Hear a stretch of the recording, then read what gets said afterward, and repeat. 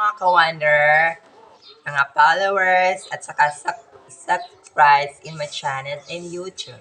Ito po ang ating lesson for today is anong pagkaiba ng street na boy at girl sa LGBT, bisexual, or transgender?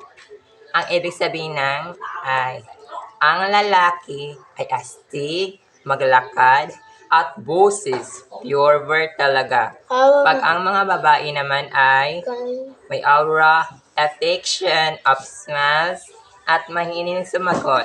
Kadalasan mapurol ang sagot nila. Ang bisexual naman tulad ng bayot na lalaki ay suhinin tulad ng mga babae. Kadalasan ang iba gusto magpa-transgender para is-real agar sa paningin ng iba.